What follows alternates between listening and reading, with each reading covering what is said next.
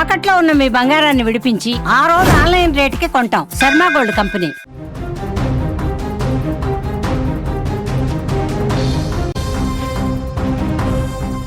ప్రధాని నరేంద్ర మోదీ రేపు సాయంత్రం అన్ని రాష్ట్రాల ముఖ్యమంత్రులతో వర్చువల్గా ఒక సమావేశాన్ని నిర్వహించబోతున్నారు. పశ్చిమాసియాలో ప్రస్తుతం జరుగుతున్నటువంటి యుద్ధం వల్ల భారతదేశంలో అటు ఎల్పిజి గ్యాస్ కావచ్చు, అదేవిధంగా ఆయిల్కి సంబంధించి పెట్రోల్ డీజిల్కి సంబంధించినటువంటి నిల్వలు, అలాగే రాష్ట్ర ప్రభుత్వాలు సామాన్యులకు ఇవ్వాల్సినటువంటి ఇన్స్ట్రక్షన్స్ మీద కూడా ఒక సీరియస్ మీటింగ్ కూడా జరగబోతుంది. సో నిన్ననే ఢిల్లీలో ఒక సమావేశాన్ని కూడా నిర్వహించడం జరిగింది కేంద్ర ప్రభుత్వం.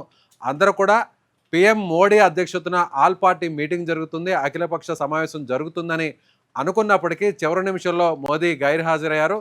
ఈ సమావేశాన్ని కేంద్ర మంత్రులుగా ఉన్నటువంటి అమిత్ షా, రాజ్నాథ్ సింగ్, అలాగే జైశంకర్ వీరి ఆధ్వర్యంలో ఇతర పార్టీలకు సంబంధించినటువంటి విపక్ష నాయకుల సమావేశం జరిగింది. ఆ నాయకులతో మీటింగ్లో కూడా కొన్ని అంశాలను కూడా క్లియర్గా చెప్పడం జరిగింది. అయితే ఇప్పటికిప్పుడు ఇంధన కొరత లేదు, గ్యాస్ కొరత కొంత ఉన్నప్పటికీ కూడా సామాన్యులకి ఇబ్బంది పడేంత కొరత అయితే లేదు అనేటువంటి ఒక క్లారిటీని కూడా నిన్న మంత్రులు అయితే ఇవ్వడం జరిగింది. కానీ ప్రధానమంత్రి ముఖ్యమంత్రులతో ఇప్పుడు నిన్న అఖిలపక్ష సమావేశం జరగడం, కేంద్రంలో ఉన్నటువంటి కీలకమైన మంత్రులు ఈ సమావేశాన్ని నిర్వహించడం, ఆ వెంటనే 2 రోజుల తర్వాత ఇప్పుడు ముఖ్యమంత్రులతో నేరుగా నరేంద్ర మోదీ ఏం మాట్లాడబోతున్నారు, ఏం జరగబోతుంది అనేటువంటి ఒక ఆసక్తి, ఒక టెన్షన్ అందరిలో కూడా నెలకొంది. ఎందుకంటే ఇప్పటికే ఇవాళ తాజాగా చూసాం.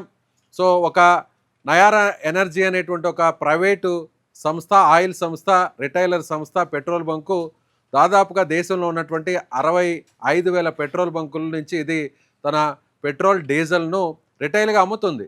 సో ఈ సంస్థ దాదాపుగా పెట్రోల్ మీద 5 రూపాయలను పెంచడం జరిగింది, డీజిల్ మీద కూడా 3 రూపాయలను పెంచడం జరిగింది.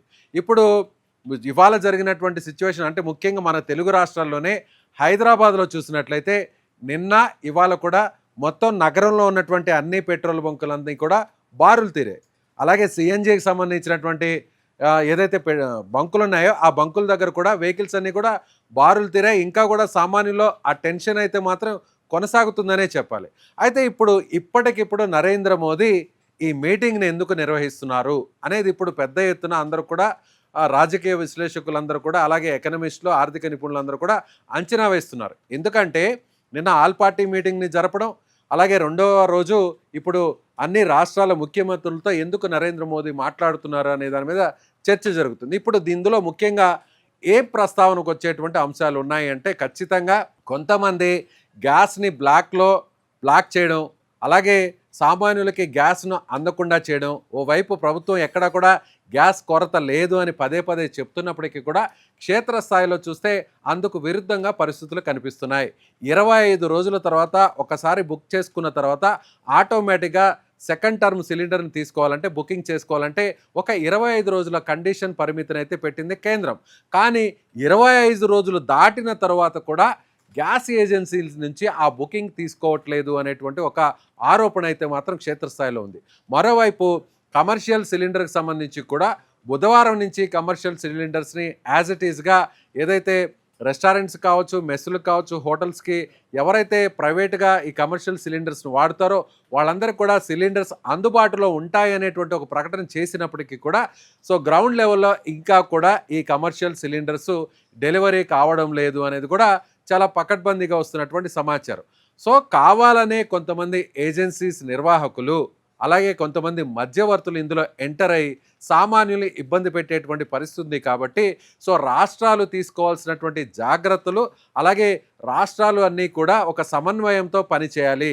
కేంద్ర ప్రభుత్వం ప్రస్తుతం ఉన్నటువంటి సిచ్యువేషన్కి తగ్గట్టుగా ఏ గైడ్ లైన్స్ అయితే ఫ్రేమ్ చేశారో, ఏ ప్రణాళికతో అయితే ముందుకు వెళుతున్నారో అందుకు రాష్ట్రాల నుంచి సహాయ సహకారాలు ఉండాలి. సో ఒకవేళ ప్రభుత్వం ఏదైనా ఒక కీలకమైనటువంటి నిర్ణయం తీసుకుంటే, లేదంటే కీలకమైనటువంటి నియమావళి లాంటివి తీసుకుంటే వాటిని ఇంప్లిమెంట్ చేయడానికి రాష్ట్ర ప్రభుత్వాల నుంచి ఎలాంటి సహకారం కావాలో కూడా ప్రధాని ఇక్కడ దిశానిర్దేశం చేయబోతున్నారు అనేది చాలా క్లియర్ కట్గా అర్థమవుతుంది. సో ఒకవేళ యుద్ధం ఇదే విధంగా కొనసాగితే, ప్రస్తుతానికి కాస్త గ్యాప్ ఇచ్చినా కూడా, ప్రస్తుతానికి యుద్ధ తీవ్రత కొంత తగ్గినప్పటికీ కూడా ట్రంప్ విధించినటువంటి డెడ్ లైన్ ట్రంప్ విధించినటువంటి బ్రేక్ 5 రోజుల విరామం తర్వాత ఏం జరగబోతుంది అనేటువంటి ఒక చర్చ అందరిలో నడుస్తుందనే చెప్పాలి. అయితే ఇప్పటికే ట్రంప్ అమెరికా కూడా కొన్ని షరతులను అయితే విధించింది. సో యుద్ధం ఆపాలి అంటే ఇరాన్ వీటికి తలొగ్గాలి. అదేవిధంగా ఇరాన్ కూడా అదే స్థాయిలో మేము అమెరికాకు సంబంధించి చేసినటువంటి డిమాండ్స్ని మేము ఒప్పుకోవాలన్నా, లేదంటే యుద్ధాన్ని మేము కూడా ఆపాలన్నా, అన్నిటికంటే కూడా ట్రంప్ పిలుస్తున్నట్టుగా చర్చలకు తాము ముందుకు రావాలంటే మేము విధించినటువంటి డిమాండ్స్కు ఖచ్చితంగా అమెరికా, ఇజ్రాయెల్ ఒప్పుకోవాలి అంటే తనదైన స్థాయిలో ఇప్పుడు ఇరాన్ కూడా చర్చలను కొన్ని షరతులను కండిషన్స్ కూడా ముందుంచినటువంటి పరిస్థితి. అయితే ఇప్పుడు ట్రంప్ విధించినటువంటి షరతులు కానీ కండిషన్స్ కానీ, అలాగే ఇరాన్ విధించినటువంటి కండిషన్స్ షరతులు కానీ అది సాధ్యపడేటువంటి అవకాశం లేదు. ఎందుకంటే ఈ రెండు వైపుల నుంచి, ఇరుపక్షాల నుంచి అలాగే చర్చలు జరపాలి అనేటువంటి ఆలోచనతో ఇరుపక్షాలు యుద్ధాన్ని ఆపాలి అనేటువంటి లక్ష్యంతో ముందుకు వస్తేనే ఈ చర్చలు సఫలవంతం అవుతాయి.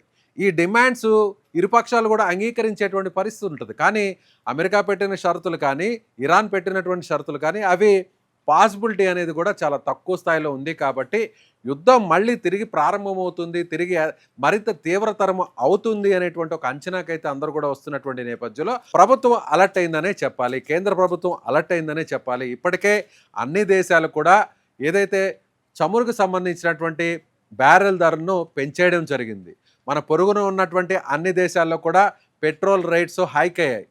చివరాఖరికి పెట్రోల్ నిల్వలు భారీ స్థాయిలో ఉన్నాయి. పెట్రోల్ను వేరే దేశాలకు అమ్ముతున్నటువంటి అమెరికాలో సైతం పెట్రోల్ ధరను పెంచినటువంటి పరిస్థితి. అలాంటి సందర్భంలో ఇప్పుడు ఇండియాలో ఏం జరగబోతుంది, మన భారతదేశంలో ఏం చేయాలి అనేది ఇప్పుడు నరేంద్ర మోదీ అన్ని రాష్ట్రాల ముఖ్యమంత్రులతో మాట్లాడబోతున్నారు. వాళ్ళు ఇచ్చేటువంటి కొన్ని సూచనలు, సలహాలు కూడా తీసుకుంటారా అనేది కూడా ఇప్పుడు తెలియాల్సినటువంటి పరిస్థితి. ఏది ఏమైనా మోదీ ఇలా వర్చువల్ మీటింగ్ని పెట్టడం అనేది చూస్తే గతంలో చూసినట్లయితే ఇలా కొన్ని రోజుల వ్యవధిలోనే, అంటే ఇదంతా కూడా ముందస్తు ప్రణాళికలో భాగంగా ముఖ్యమంత్రుల సమావేశం జరగట్లేదు. ఇది ప్రీ ప్లాన్డ్గా జరిగేటువంటి ఆల్ స్టేట్ సీఎం మీటింగ్ కాదు. సో ఇది కొన్ని రోజుల వ్యవధిలోనే ముందుగా ఒక 2 రోజుల ముందు లేదంటే ఒక రోజు ముందు నిర్ణయించినటువంటి మీటింగ్ కాబట్టి ఇది ఒక రకంగా చెప్పాలంటే ఒక ఎమర్జెన్సీ మీటింగ్ లాంటిదనే భావించాలనే చెప్పాల్సి ఉంటుంది. సో ముఖ్యంగా ఎల్పిజి విషయంలో కావచ్చు, ఆయిల్కి సంబంధించి కావచ్చు, వీటన్నిటి మీద సో కేంద్ర ప్రభుత్వం తీసుకోబోతున్నటువంటి నిర్ణయాల మీద ముఖ్యమంత్రులతో చర్చిస్తారు. ముఖ్యమంత్రులు ఇచ్చేటువంటి ఫీడ్బ్యాక్ను కూడా తీసుకొని ఇప్పుడు central government, Narendra Modi prime minister ఒక డెసిషన్కి రాబోతున్నారు అనేటువంటి ఒక డిస్కషన్ అయితే మాత్రం యావత్ దేశమంతా జరుగుతుంది.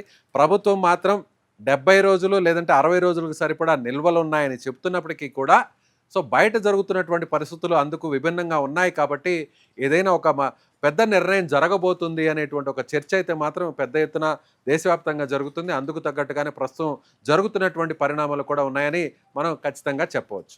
సో సీఎం మీటింగ్ అయిన తర్వాత, ఆల్ స్టేట్ సీఎంస్తో మీటింగ్ ముగిసిన తర్వాత కేంద్ర ప్రభుత్వం నుంచి ఏదైనా ఒక ప్రకటన వెలువడుతుందా అనేటువంటి ఒక ఆసక్తి అయితే మాత్రం, ఒక టెన్షన్ అయితే మాత్రం కొనసాగుతుంది. ప్రస్తుతానికైతే మాత్రం అధికారులు మాత్రం దీన్ని పెద్దగా సీరియస్గా తీసుకోవాల్సినటువంటి అవసరం లేదు అని చెప్తున్నా, ఇప్పటికిప్పుడు ముఖ్యమంత్రులతో వర్చువల్గా వీడియో కాన్ఫరెన్స్లో మాట్లాడాల్సినటువంటి అవసరం ఏంటి అనేది కూడా ప్రతిపక్షాలు చెప్తున్నటువంటి మాట. సో ఓవరాల్గా చూసినట్లయితే ఏదో జరగబోతుంది అనేటువంటి ఒక మాట అయితే మాత్రం దేశవ్యాప్తంగా వినిపిస్తుందనే చెప్పాలి.